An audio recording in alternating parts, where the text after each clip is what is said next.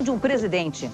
Um governo de transição assumiu o poder na Venezuela. Ele é presidido por Pedro Carmona, o empresário que liderou a oposição a Hugo Chávez. O PFL deixa nas mãos de Rosiana Sarney o destino da candidatura dela à presidência. Rubens Barrichello recebe a nova Ferrari. E a volta da chuva piora a situação dos desabrigados no Ceará. Agora, no Jornal Nacional.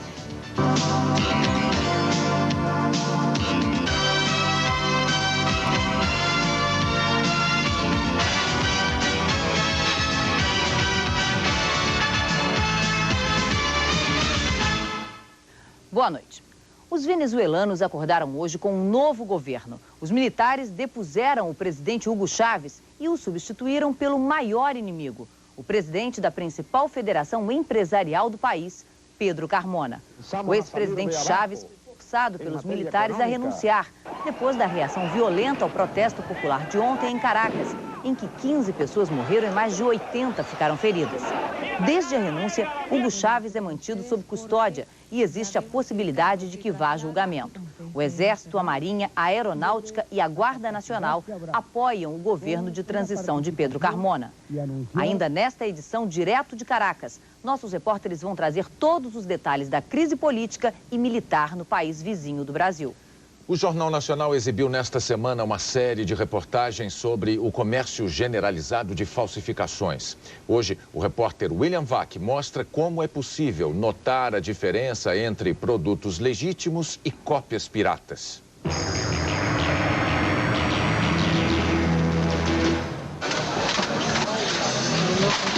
Os policiais sabem quando tem nas mãos CDs piratas.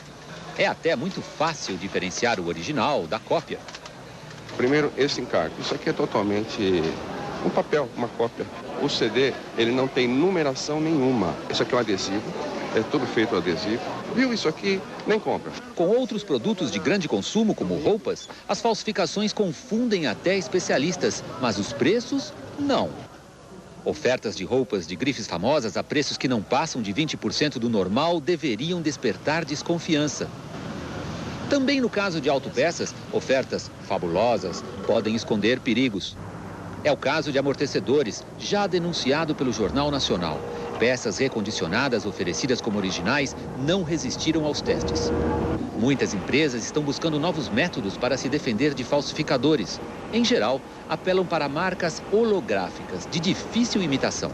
Até mesmo a única superpotência do planeta, os Estados Unidos, acha que poderia ajudar o governo brasileiro a aplicar nossas próprias leis. Nós estamos às ordens do governo brasileiro para ajudar com expertise e dar conselhos e também para trazer pessoas para fazer treinamento técnico. Nós estamos assistindo esse problema da pirataria como se fosse apenas mais um pequeno problema e deixando de perceber que boa parte da riqueza do país escorre pelo vão dos dedos. O governo já se mobilizou e, pelo menos no papel, existe há um ano um comitê interministerial de combate à pirataria. Seu presidente reconhece que as queixas têm procedência. Eles estão reclamando com razão. Não adianta reprimir na ponta, tá? Tem que se fazer um trabalho de conscientização, que se resume em principalmente diminuir a demanda. A sociedade tem que se conscientizar que não vale a pena consumir esse produto de crime. O Comitê Governamental contra a Pirataria não tem poderes de polícia, não pode prender nem apreender. Depende, para dar certo, de mudanças a longo prazo. A pirataria tem muitas causas. É a globalização da economia, é a posição geográfica do Brasil, é a crise do emprego formal aqui, é o avanço da tecnologia, é a impunidade, é a lentidão da justiça. Mas a principal causa só depende de nós mesmos para ser eliminada. É achar que comprar produtos falsificados traz vantagem para alguém. A pirataria traz prejuízos para todos nós.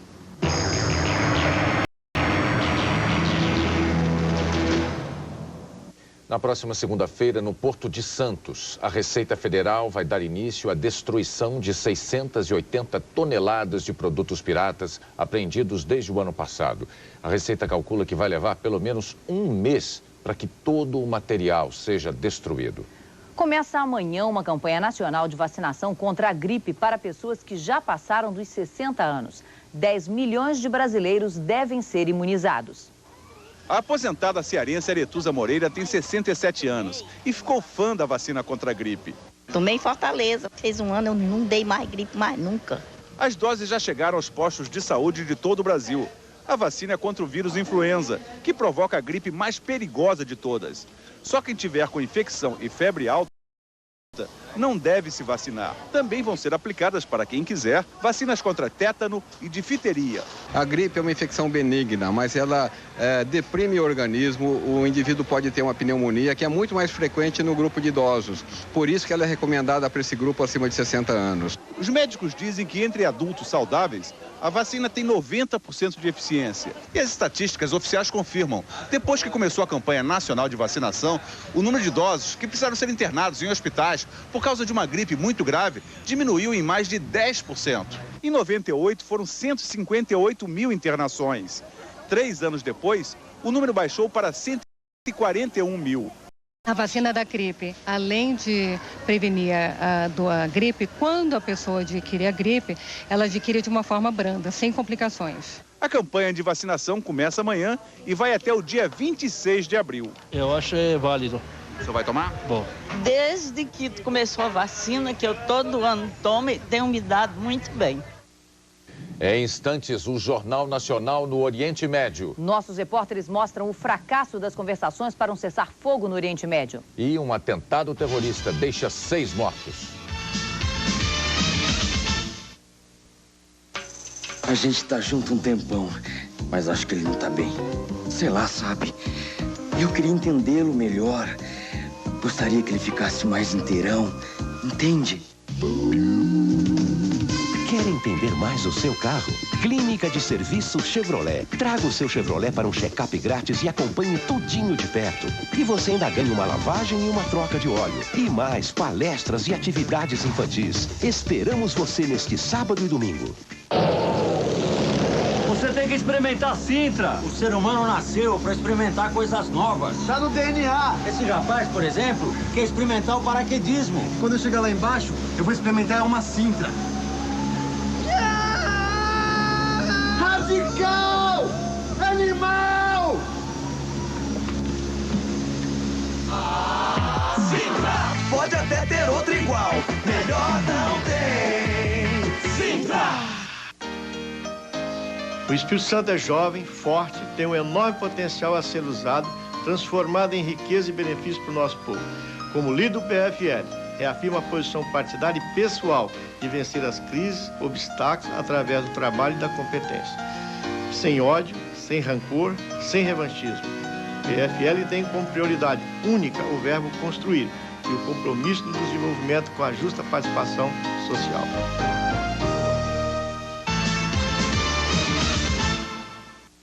O secretário de Estado americano Colin Powell se reuniu hoje com o primeiro-ministro israelense Ariel Sharon numa tentativa de conter a violência no Oriente Médio.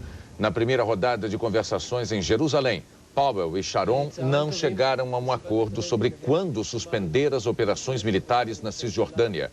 O primeiro-ministro disse que esperava concluir em breve o que chamou de guerra contra a infraestrutura do terrorismo palestino. A declaração de Sharon foi descrita por Powell como um compromisso com a paz. Mesmo assim, o secretário alertou o premier para as possíveis consequências da ofensiva iniciada há 2 semanas, chamando a atenção especialmente para a repercussão em outros países do Oriente Médio. Aos jornalistas, o secretário disse que Israel está enfrentando tempos difíceis e que o terrorismo deve ser destruído. Nos próximos dias, Powell e Sharon voltarão a se encontrar. 6 pessoas morreram e quase 90 ficaram feridas em Israel no 3º atentado suicida cometido por uma mulher palestina. Foi momentos depois da reunião entre o primeiro-ministro israelense Ariel Sharon e o secretário de Estado americano. O ataque dificulta ainda mais a missão de Colin Powell de negociar um cessar-fogo e o fim da ocupação israelense. Da Cisjordânia, a reportagem é do enviado especial da Rede Globo, Caco Barcelos. Na barreira de Ramala, o soldado avisa que a ordem é a mesma dos últimos 15 dias de operação militar.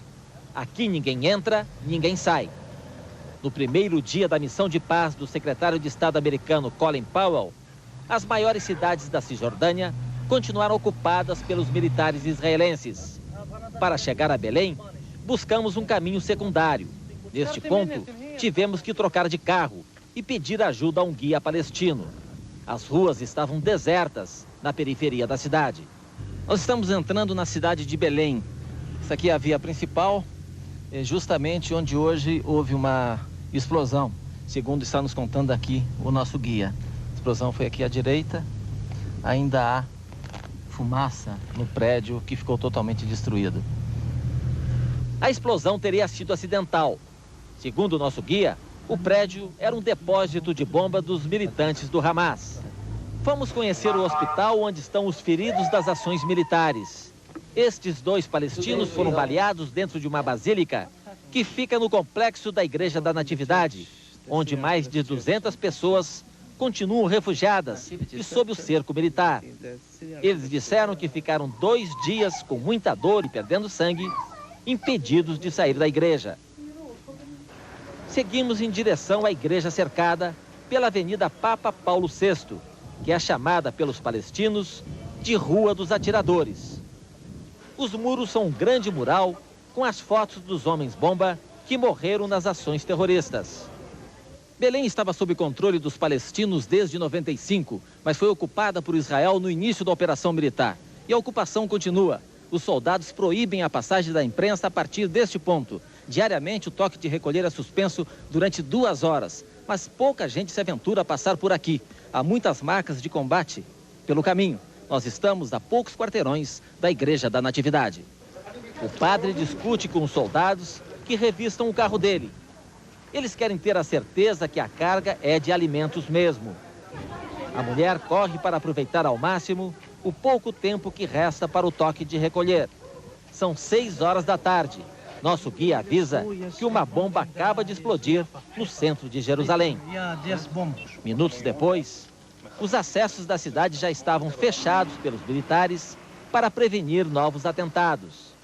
O ataque foi ao lado deste ônibus, justamente aqui na Rua Jaffa, um dos lugares mais policiados do centro de Jerusalém, porque já foi cenário de várias ações terroristas.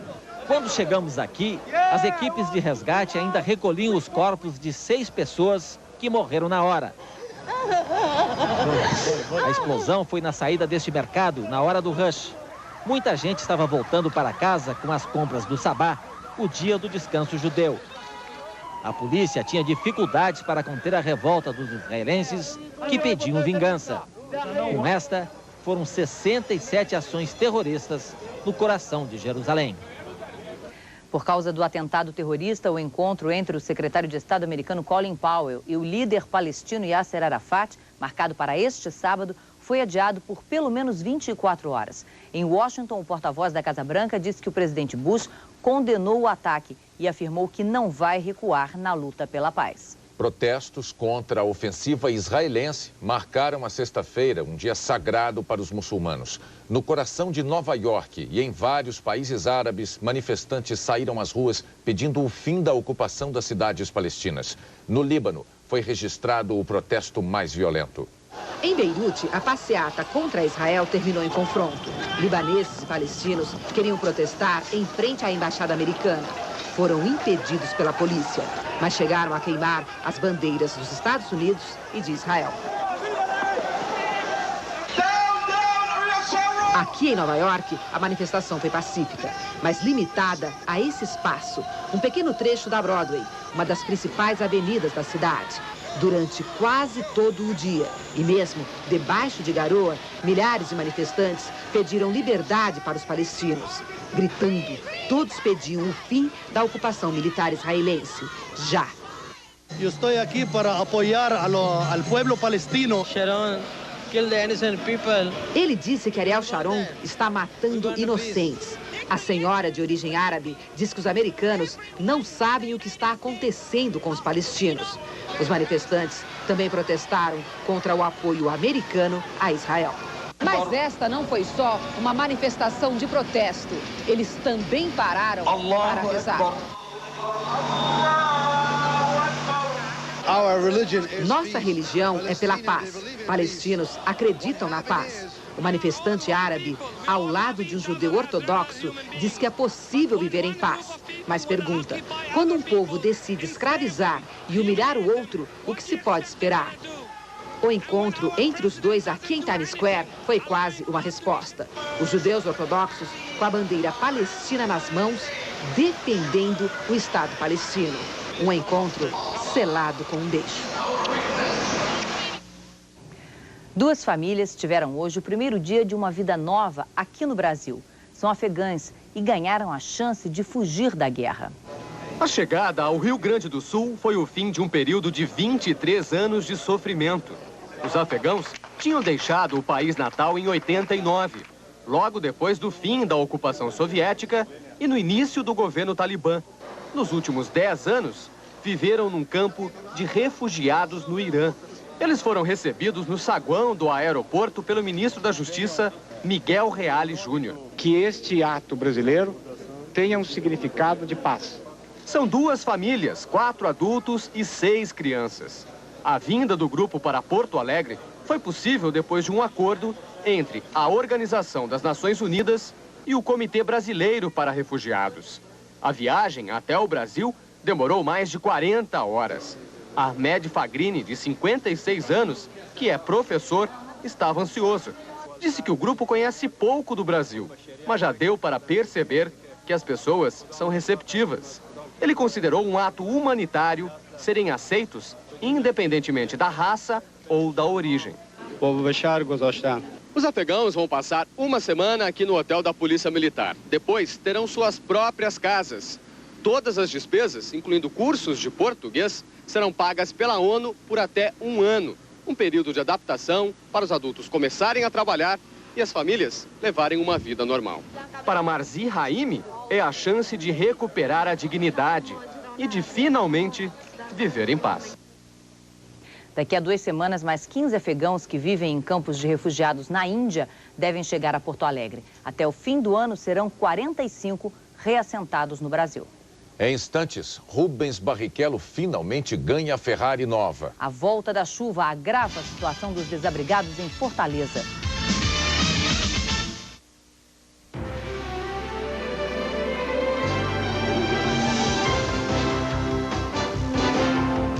Hace 3 años que Petrobras es la proveedora oficial de combustible para el equipo BMW Williams en la Fórmula 1. Con tanta tecnología, escoger aliados es una tarea muy seria. Cualquier pequeño detalle puede convertirse en algo decisivo. Incluso el piloto.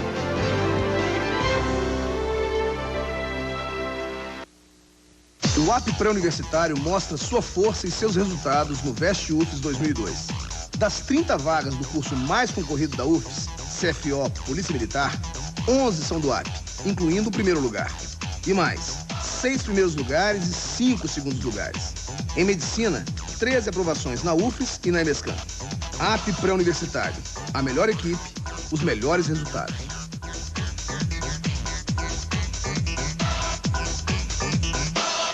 Atenção, você vai contar as horas, os minutos e os segundos para não perder esta super promoção. Feirão 48 horas de juros zero na rede Vitória Wagen. Neste sábado e domingo, mais de 250 carros com descontos de até R$ 2.500. É tanta vantagem que não cabe neste comercial. Feirão 48 horas de juros zero na rede Vitória Wagen. Em Carapina, Vila Velha, Campo Grande e Vitória. Não perca, esta promoção acaba de um dia para o outro.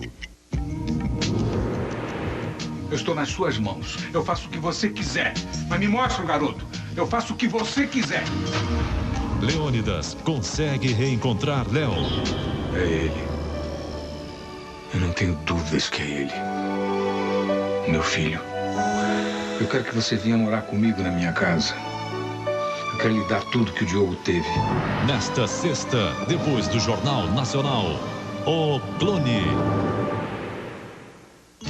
Fórmula 1 2002. Oferecimento Brasil Telecom VPN Simples. Economia em rede de dados. Banco Real, o banco da sua vida. Ipiranga, gasolina garantida num rígido controle de qualidade. Antártica, com Antártica é mais gostoso. E novo Corsa, o superdotado.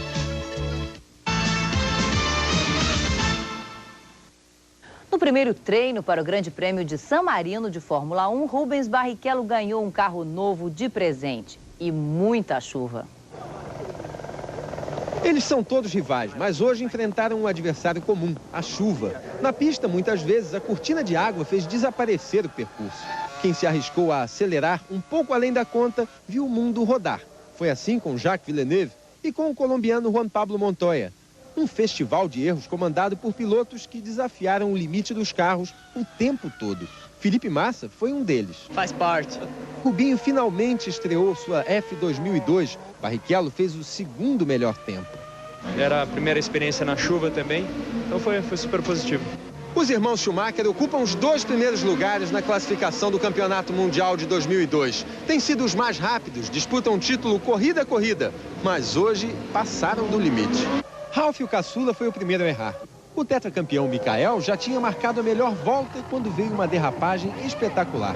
E uma cena no mínimo inesperada, andar de ré num circuito de Fórmula 1. O treino para ele acabou ali, mas Schumacher tinha razão de manter a pose. Passou 20 minutos como espectador e mesmo assim terminou o dia como o mais rápido de todos os pilotos. A Globo mostra o treino que decide as posições de largada neste sábado a partir das 8 da manhã. O meio-campo Rivaldo está confirmado para o amistoso do Brasil contra Portugal quarta-feira. O jogador treinou normalmente hoje em Barcelona e não sentiu dores no joelho. Por telefone, ele disse ao médico da seleção brasileira, José Luiz Runco, que se apresentará domingo em Lisboa. Primeiro foram os médicos, depois o técnico Larry Passos. Hoje, o próprio Gustavo Kuerten deu a notícia. Ele deve disputar o torneio de Roland Garros no fim de maio, na França. Nesse ritmo que eu tô, realmente as chances de eu jogar Roland Garros são boas. Eu me vejo cada dia mais forte, o torneio cada dia uma coisa mais real para mim, sabe? Fernando Meligeni se classificou hoje para as semifinais do torneio de Estoril, em Portugal.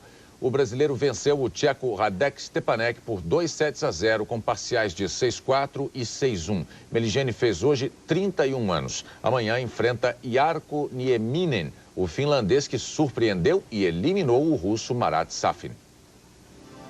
O fim de semana começa com chuva no nordeste do Brasil. Nuvens tropicais que avançam do oceano se espalham pela região e cobrem também o norte do país, provocando chuva o dia todo na faixa que vai até o Amazonas.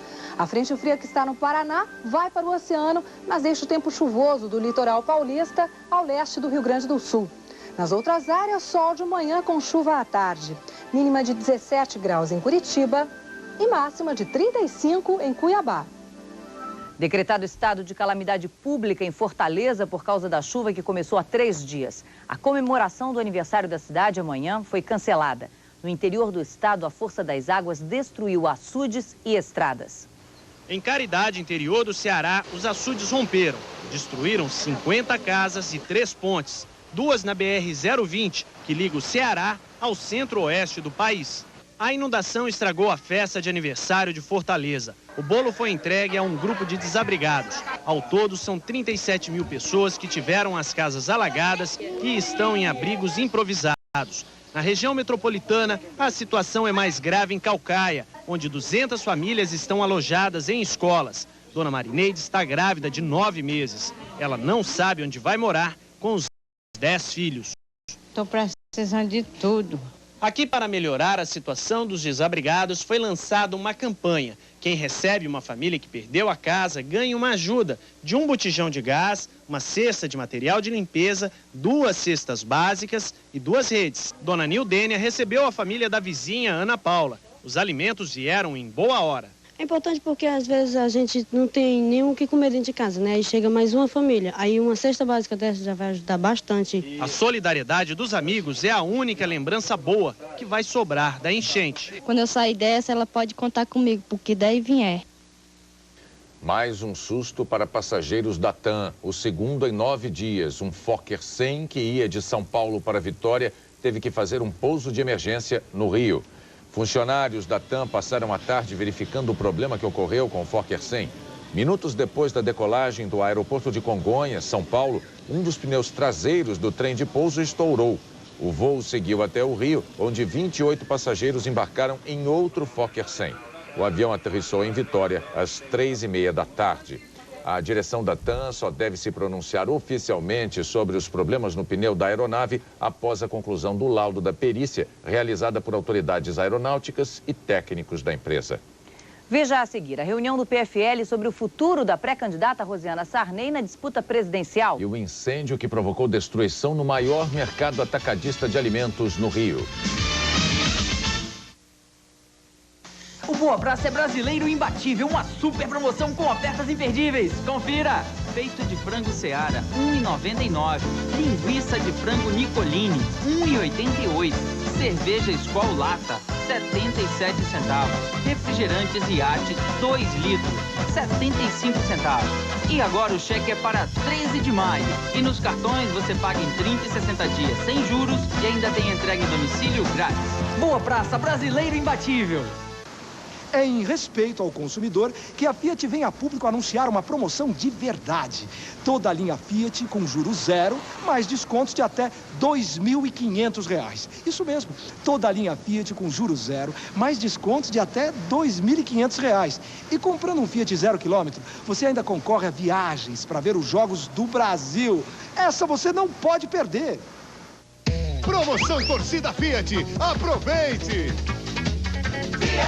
Na Cipolate, você encontra as melhores promoções do estado. É isso mesmo! Refrigerador Frost Free Electrolux, R$ 1.189. Fogão 6 bocas Daco, só R$ 329. E tem mais! Armário em aço 6 portas, R$ 249. Cama casal com 4 gavetas, só R$ 279. Cipolate, o menor preço à vista e as menores prestações do estado. Cipolate, indiscutivelmente a número 1. Supercine apresenta Sean Penn e John Travolta numa história irresistível. Ele se envolveu numa paixão tão forte que o fez perder a cabeça. Pegamos esse desgraçado. Você passou 10 anos internado. Onde? No manicômio. Só que agora o seu grande amor tem uma nova vida ao lado de outro homem. Ela é minha esposa, temos uma família. Tira ela da cabeça. Mas quem é loucamente apaixonado é capaz de tudo. Ela pertence a mim. Loucos de Amor. Filme inédito. Neste sábado, depois de Zorra Total, em Supercine. Um incêndio destruiu parte da central de abastecimento de alimentos no subúrbio do Rio. O fogo na Ceasa começou ontem à noite. Durante a madrugada, os bombeiros combateram as chamas que se espalharam numa área de 6.000 metros quadrados. Este foi o segundo incêndio em menos de um ano. O fogo foi controlado, mas agora à noite surgiram novos focos entre os escombros. O Tribunal de Contas de Minas Gerais também pegou fogo. O incêndio teria começado na lanchonete do prédio de madrugada e chegou até a sala de análises das contas das prefeituras e do governo do estado. O vice-presidente do tribunal informou que todos os processos queimados estão na memória de computadores. O ex-senador Jader Barbalho prestou hoje o primeiro depoimento na Justiça Federal do Pará desde que renunciou ao cargo no Congresso. Ele é acusado de chefiar um grupo que teria desviado 132 milhões de reais da extinta Sudam. Jader negou todas as acusações e apresentou uma perícia feita a pedido dele no ranário da mulher, Márcia Centeno Barbalho. Pelo laudo, a empresa recebeu apenas 786 mil reais da Sudam. De acordo com as investigações do Ministério Público, 9 milhões de reais teriam sido destinados ao ranário. Os coordenadores da campanha da ex-governadora do Maranhão, Rosiana Sarney, se reuniram hoje e concluíram que a decisão de continuar ou não na disputa pela presidência da República deve ser tomada pela pré-candidata. Para Rosiana Sarney, a decisão está nas mãos do PFL. O senador Edson Lobão, do PFL do Maranhão, falou por telefone com a ex-governadora Rosiana Sarney. Ela teria dito que deixa para o partido a decisão de manter ou não a candidatura. No sentido de agradecer ao partido, ou seja, como foi o partido que tomou a iniciativa da candidatura, fica com o partido a decisão de retirar. Reunidos neste hotel na Zona Sul de São Paulo, os coordenadores da campanha de Rosiana Sarney fizeram hoje uma avaliação sobre as chances eleitorais da candidata. O presidente nacional do PFL, Jorge Borhausen, participou do encontro, mas quem falou em nome do partido foi o prefeito do Rio, César Maia. Os dirigentes devolveram para Roseana a decisão final. O comando da campanha recomenda a manutenção da candidatura. Agora, as decisões a respeito de todos os fatores amplos, complexos, que envolvem uma situação como essa, bem, isso pertence ao candidato sempre. Segundo o prefeito do Rio, para evitar manipulação do processo eleitoral, o PFL vai sugerir que todos os partidos convoquem observadores internacionais. O ex-senador Antônio Carlos Magalhães, do PFL da Bahia, também estava em São Paulo hoje. Disse que se Roseana desistir da candidatura, ele prefere apoiar Ciro Gomes para a presidência da República. O ex-senador também afirmou que no caso de um segundo turno entre José Serra e Lula, votaria no candidato do PT. Em São Luís, Roseana Sarney apareceu na porta de casa, mas não quis dar declarações. Notícias da reunião em São Paulo? Não tive notícias, não. Eles me deram folga até segunda-feira eu estou de folga. A ex-governadora, que deixou o cargo para ser candidata, já tem direito à aposentadoria. No Maranhão, o benefício é automático. A partir de maio, ela começa a receber R$ 9.622 por mês. O dólar em alta foi cotado a R$ 2,294. O anúncio da venda ao público de 16% das ações do Banco do Brasil animou a Bolsa de São Paulo, que fechou em alta de 2,53%. Os papéis do Banco do Brasil subiram 12,8%. Nos Estados Unidos, Dow Jones, alta de 0,14%. Nasdaq, 1,79%. Daqui a pouco, nossos repórteres informam direto de Caracas. O presidente Hugo Chávez é deposto pelos militares depois de uma onda de manifestações violentas. Citroën Xara Picasso. Motor 2.0, 16 válvulas. O maior espaço interno da categoria. Airbags frontais e laterais. Mesinhas com porta-copos. Carrinho monobox. E 2 sistemas de ar-condicionado independentes. Citroën Xara Picasso. Vem, Beethoven, vem! Show do preço baixo Champion. Nós fizemos as melhores negociações para garantir para você uma compra muito mais barata. E o show não para. Está sim de promoções exclusivas. Brindes, amostras grátis e muito mais. Cerveja Sintra lata 49 centavos. Carne de porco com tocinho quilo 2,49. Leite Capil Vida integral e desnatados 88 centavos. Coca-Cola e sabores lata 55 centavos. Linguiça toscana Resende 1,89 até domingo. Supermercados Champion, é preço, é perto, é campeão. Leia neste sábado em A Gazeta. Governo tentará pagar precatórios este ano. Susto durante voo de São Paulo para Vitória. Empresário reage a assalto e é baleado em Coqueiral de Itaparica. Ferraris dominam treinos do Grande Prêmio de San Marino. Nos classificados, as melhores ofertas de veículos, empregos e negócios. A Gazeta, o jornal de verdade. Um empresário de 60 anos que dizia não ter ambições políticas é o novo presidente interino da Venezuela. Com o apoio dos militares, Pedro Carmona substituiu Hugo Chávez, que foi eleito com maioria absoluta dos votos 3 anos atrás, prometendo, num prazo recorde, acabar com problemas seculares do país, a miséria, a corrupção e o desemprego. Chávez tinha anunciado que faria uma revolução e que levaria prosperidade a todos, mas acabou frustrando o povo e os próprios aliados. De madrugada, Hugo Chávez foi forçado a renunciar depois da repressão violenta aos protestos de ontem. Direto de Caracas, o repórter Tonico Ferreira relata a deposição do presidente venezuelano. Foi uma madrugada tensa em Caracas. Hugo Chávez, encastelado no Palácio Presidencial de Miraflores, tentava não mais se manter no poder, mas encontrar uma saída menos humilhante para ele mesmo. O exílio, por exemplo. Poucas horas antes, os principais chefes militares do país haviam retirado seu apoio ao presidente. Foi aí que Chávez soube que seu governo estava acabado. Ele foi pressionado a renunciar. Ainda vestindo o uniforme militar de campanha, foi levado detido para o quartel do Comando-Geral do Exército, o Forte Tiúna. Os militares barraram a tentativa de Chávez de fugir do país e ir para Cuba. Foram estas imagens de ontem à tarde que levaram os militares a tomar a decisão de se afastar do presidente. Com armas automáticas, grupos que apoiavam o governo abriram fogo contra uma multidão de pelo menos 150 mil pessoas que tomaram o centro de Caracas para pedir a renúncia do presidente. As cenas do tiroteio e os 15 mortos decidiram o destino de Chávez. Hoje, Caracas amanheceu em paz, uma tranquilidade que não se via há muitos meses. Não houve reação dos partidários de Hugo Chávez, agora mais preocupados em fugir e se esconder. Mesmo sendo um presidente eleito